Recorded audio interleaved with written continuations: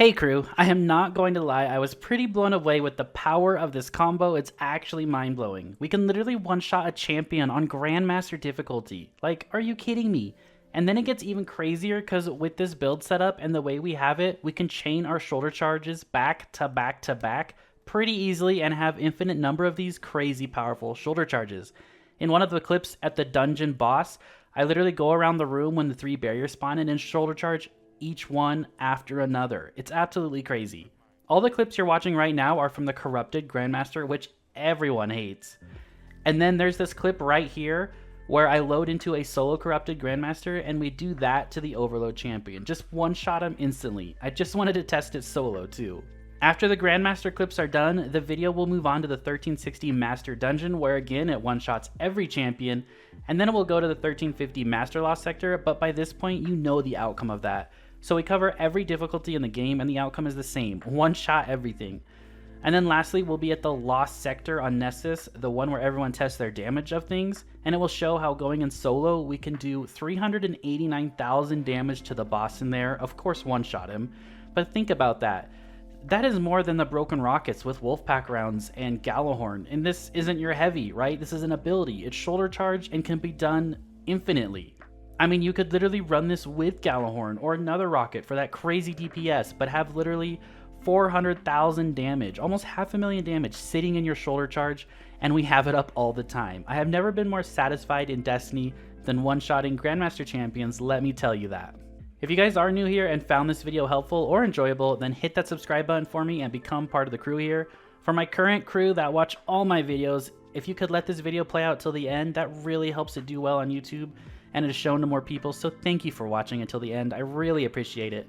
Also, if you haven't joined the Discord and want access to the build picks and mods channel where I keep all my builds, then the link is down in the description and in the pinned comment. All my Witch Queen builds and Void 3.0 will be added there, and soon Dim will be updated with that one-click build stuff, hopefully soon. It's working decent in the beta version of Dim right now, so it shouldn't be too long. Okay, so let's go over the subclass first because there's some important perks in here. Also, it's been a while since people have used Top Tree Striker Titan. Man, a long time. Okay, so first we have Seismic Strike. After sprinting for a short time, use this melee ability to slam shoulder first into your target and release an arc explosion on impact. Of course, this is the biggest thing we're taking advantage of. Next we have Aftershocks. Damaging enemies with Seismic Strike recharges your grenade. This is very important because we have infinite shoulder charges, right? And it's always feeding back into our grenade, and we use our grenade a lot. We also have Magnitude, gain an additional grenade charge, and increase the duration of grenade effects. And it got a 15% damage increase in PvE. So the grenade lasts longer, we have 2 of them, and a 15% damage increase, and our shoulder charge feeds into getting this grenade back. We also have Terminal Velocity. Fist of Havoc Ground Slam attacks leave a damage dealing field in its wake and deals more damage the longer it's in the air. This is okay, it's much better for ad clear. The damage is decent, but it's just weird setup. You gotta jump really high in the air and slam the ground, and I would just use it for ad clear personally. And then we also are using Pulse Grenade. I would suggest using this one. Blinding Grenades are good, but Pulse Grenade secured the kill more often than not when I needed to make sure there was an arc well to proc a bunch of stuff. Now pay attention to the armor and mods we're about to go through because each of them scale the damage more and more and more. So if you're missing one, you're not going to do as much damage. But as I show in a lot of these clips, you still do plenty of damage. I mean, on a 1350 Master Lost sector, with just Seismic Strike and the Exotic, you're basically one-shotting those. You literally have to do a finisher to kill them. So that's how strong this build can be. So first up, our exotic choice here is Peregrine Greaves. They have the perk here, Peregrine Strike. All shoulder charge abilities, Seismic Strike, Hammer Strike, or Shield Bash, we're using Seismic Strike of course, deal bonus damage when activated in the air. So just with the shoulder charge and Peregrine Greaves, you can leave a champion literally finishable in a 1350 activity. That's how strong that combo is right there alone. So that's our first damage multiplier. On our helmet, we have Hands On. I'm running triple Hands On because I have a helmet piece from the new dungeon that allows me for an extra mod slot. So you don't have to go that far. You can run ammo finders here if you want, but I'm running triple Hands On. And then I'm also running Well of Striking. Picking up an Arc Elemental Well grants you additional melee energy. Multiple copies of this mod increase this effect. We're just running one of them, so each time we pick up an Arc Elemental Well, we get like 20-25% of our melee energy back. And then I'm also running on my gauntlets grenade kickstart. When your grenade energy is fully expended, you gain grenade energy, so this feeds into our grenade. You're also running your champion mod, of course, whether that's overload bow or anti-barrier auto. And then I'm running elemental charge on my gauntlets. Become charged with light by picking up an elemental well, and we're picking up arc wells. Now, we become charged with light. We spend that with this mod on our chest piece, heavy-handed. While charged with light, regain half of your melee energy when you use a charged melee ability, consuming 1 stack of charged with light. This is a very nice perk. It gives you literally half of your melee back every time you use your melee because we are always charged with light. I'm going to go over that in a second. The secondary perk on here, I run Arc Resist mod on my chest piece as well to get this secondary perk.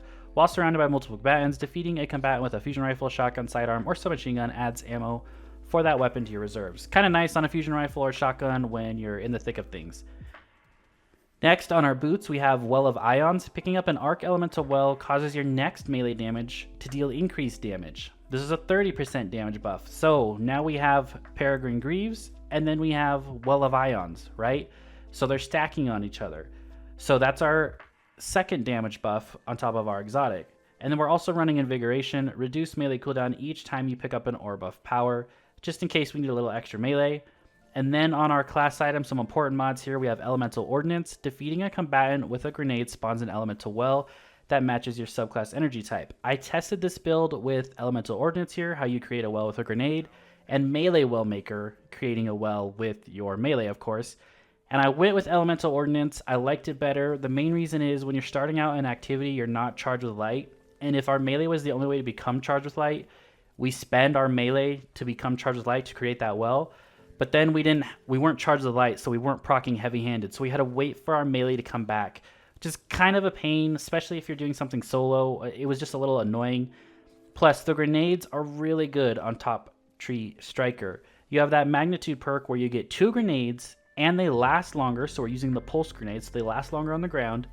Then they got a PvE damage buff of 15%, and every time we use our Seismic Strike on an enemy, we get grenade energy, so we're feeding back to our grenade there, and we're feeding back to our grenade with grenade kickstart. So a lot of different things going on there.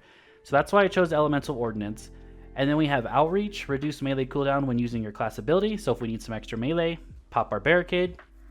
And then we have Focusing Lens. Your light abilities do bonus damage to combatants affected by stasis. This is another big one. So this is our third damage buff on top of Peregrine Greaves and Well of Ions.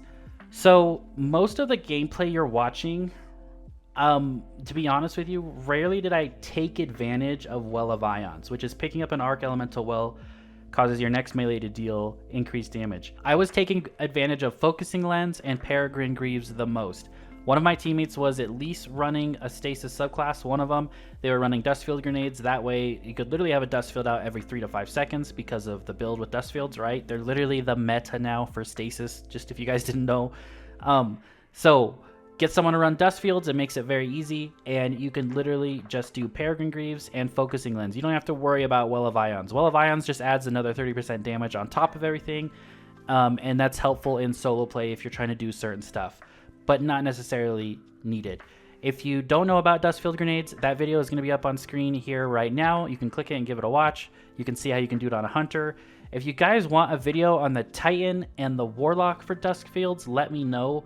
You can literally get a dust field out like 5 seconds on both classes if you do things right. So if you want to see those videos, let me know.